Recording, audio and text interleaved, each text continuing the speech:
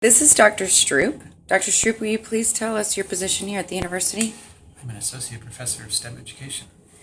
Okay, and I just had a couple of quick questions for you. What is carbon and or the carbon cycle? Carbon is an element. It's a very common element. The carbon cycle is carbon appears in natural systems in various forms.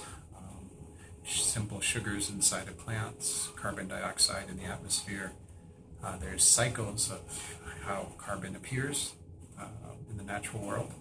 And so the carbon cycle is an investigation of how a particular atom of carbon could be viewed as completing that cycle. And are humans part of that carbon cycle? Oh, so many ways. We're carbon-based systems. So yes, we use sugars as part of our energy system. There are other ways in which carbon show up in our food. And then finally, we exhale carbon dioxide as part of using those sugars. And so, yeah, in lots of ways, carbon appears as part of our lives. Okay, and are carbon emissions having a global impact? I think the evidence from scientists who study the atmosphere and global warming say yes. I'm not an expert in the area, but it certainly seems like the evidence is on the side of saying carbon is affecting our participation in releasing carbon more than might have been there. It's having an effect on the environment. Should carbon emissions be monitored or regulated? Sure.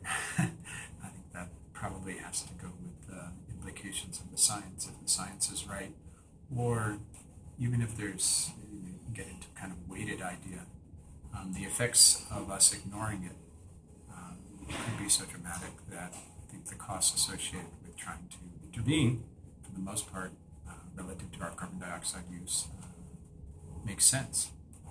That's how science is supposed to work. Okay. Do you have any ideas of how carbon emissions could be monitored or regulated?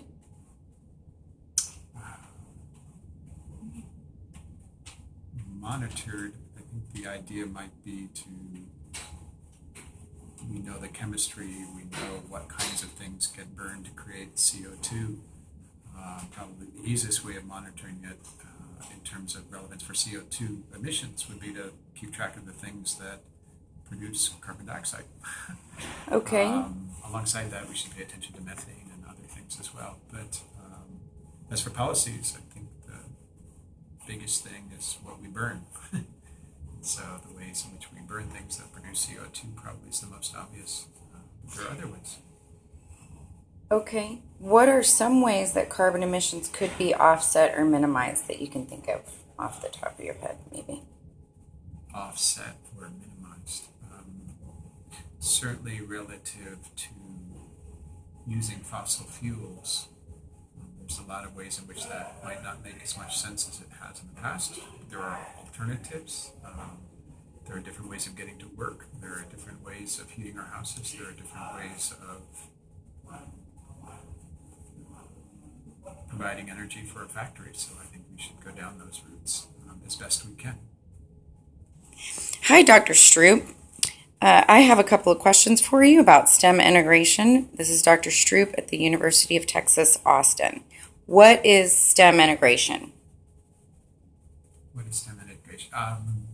The quick answer is to say that the fields that are represented by STEM, science, technology, engineering, mathematics, are not as disparate as they sometimes appear if you look at the structure of a standard university or, for that matter, a high school curriculum.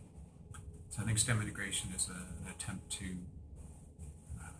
pay more attention to the ways in which these domains can inform each other.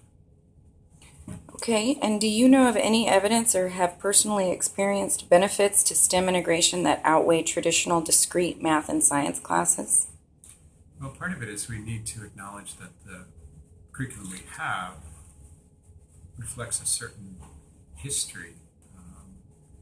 So the focus on calculus in the math curriculum, in a sense, was part of STEM integration. It was part of our attempts to respond to the launching of Sputnik and the kind of scientists that we thought we needed at the time. So the sense that we might be trying to put them back together again ignores the history that produced the curriculum we have now. So now we have a long march to calculus on the math side, in part because it allows us to do things in science that we wanted to do in engineering. So if we take the one concept of rate and amount, the interaction between the two, that would be an example of something that shows up in the math curriculum. It also shows up in science. If we can't talk about rate and amount, then we are stuck in statics, and we're stuck having science and engineering education be about naming the parts of things, not talking about how they actually work and interact. So a part of STEM integration might be focusing on some themes like rate and amount, and saying that we should be doing those a lot earlier in a way that's integrated with the contexts that make that mathematics more salient to kids. Okay, do you think that future classes in secondary and higher education courses will be more integrated? Why or why not? Do I think they will? I sure hope so.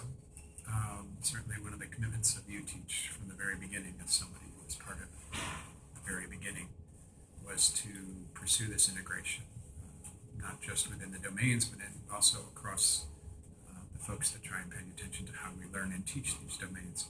So that's even more integration, if you will, to the extent the program has been successful in having folks sit next to each other and find out that there's a lot of common crosstalk that needs to happen. I can be optimistic based on that. Thank you so much for your time.